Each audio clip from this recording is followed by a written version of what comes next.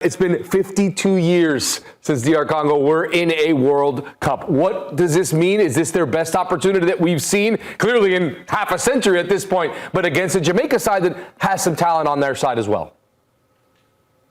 Yeah, absolutely. You're spot on. They are considered some of the giants of the African game. And of course, they've struggled to get to the big dance for half a century now, which is incredible to believe because they produce so much talent and they actually have a very good domestic league. Look, I think it is an enormous opportunity for them. If you look at the expansion to 48 teams, 9 automatic slots, plus the playoff place that they're taking. And of course, they've already eliminated huge giants like Cameroon, Nigeria in the African playoffs. And they're just one match away. Of course, Jamaica is no pushover. They are a talented team, but I would hazard to say that DRC will feel they are superior, they're more experienced, and that they've probably been through a more grueling qualification section. So if you look at their team, balanced, many of them, most of them, European-based, playing at high levels. So again, I would say that this is probably their most optimal opportunity for quite some time, and they're knocking on their door. They're almost there, and I think failure would be catastrophic, I think, for them, and they'd really be looking at another extremely grueling qualifying section for the next one. So this is it. This is the opportunity to get back to the World Cup for Congo. Right. You mentioned the giants that they beat along the way, even in the groups in African World Cup qualifying. It's still immensely difficult, even with the expanded field. But tell me a bit about the squad and some of the players that are here. We see Sadiki from Sunderland, Noah Sadiki, who's had a very good season. Yohan Vissa's in this team. Cedric Bakambu, Aaron Wan-Bissaka are all available to play for this team. So that would obviously be the foundation. Tell me how they kind of form together as a collective.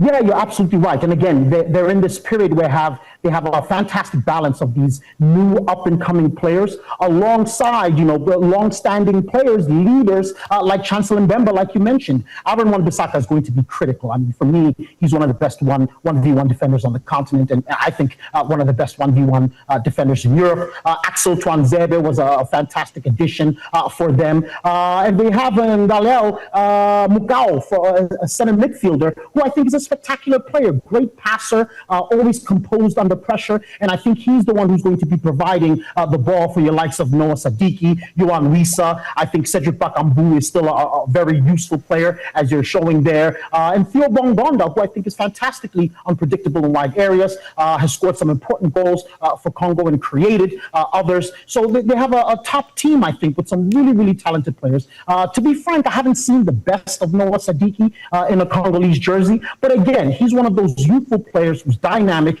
and who's really, I think, a demonstration, a signal of what Congo's trying to build moving forward. So there's a number of players that can be both match winners and just solid, consistent contributors to this national team. So DRC trying to join Morocco, Ghana, Senegal, Ivory Coast as African nations in this World Cup. Would this be the strongest African presence in a World Cup? Should the DRC join these other sides in qualifying for 2026? There would absolutely be a compelling argument that it is. I mean, look, 9, 10 teams, I think this increased representation also allows for a lot more tactical diversity, a lot more different approaches and cultures of the game. And of course, you have your traditional powers there. Your Morocco, Senegal, Egypt, Ivory Coast, Ghana, these are huge teams on the African continent. And they're joined by emerging or resurging talents like South Africa, and of course, Cabo Verde is there.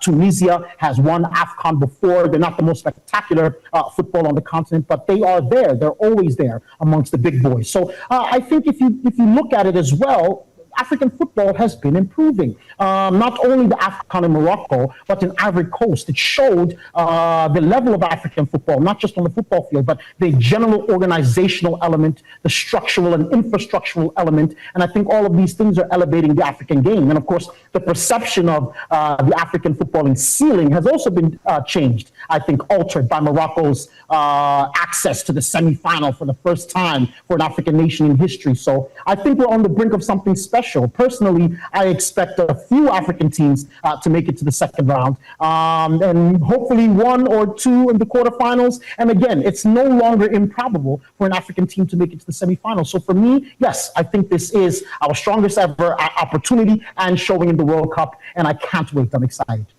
In the end, in this playoff, though, between DR Congo and Jamaica from the Estadio Akron in Guadalajara, do DR Congo get it done? Or do we see them in the World Cup? Are they the 10th African side in? DR Congo is going to get the job done. They've already demonstrated they can beat with the best of the African continent. And while I like many of the Jamaican players and actually wish that they could be there as well, because I'm a huge fan of Jamaica, the culture, the country, the people, I just think that they're going to be overpowered technically, tactically, and physically by the Democratic Republic of Congolese. And that's going to be it. He is our African football correspondent, Mbizo Mzamane, breaking down all things DRC, just one win away from arriving at the World Cup this summer. Mbizo, thanks for joining us, man. Thank you much for having me, gents.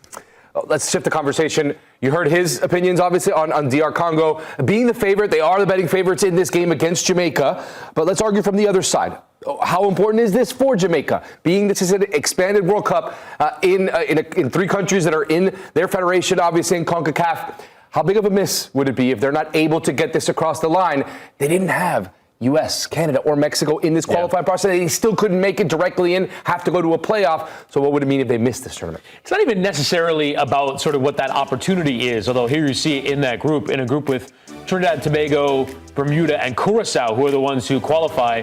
And actually, it's kind of interesting that those are the 2 that are there at the top, because Curacao had gone on this project of trying to bring in players with Dutch ancestry to come over and play for Curacao. Jamaica have done the same largely with English players. And if you look at the players that Jamaica have had available to them, I think they're the 4th best squad in CONCACAF. Right. And you could maybe even argue they could be pushing in towards that top 3. But again, that's in theory. That project has not come together. They went and recruited the likes of Leon Bailey and Mikel Antonio, and it's some really good players are playing in England that qualified for Jamaica that were not going to play for the English national team. And yet, that did not blend well. The English players coming in with the players that were based in Jamaica and that had been playing for the national team for the years prior. So I think in some ways, them qualifying for this tournament would be papering over cracks. It didn't work in qualifying. Steve McLaren did not do a very good job. He left after November. They're currently under the intermanagement of Rudolph Speed.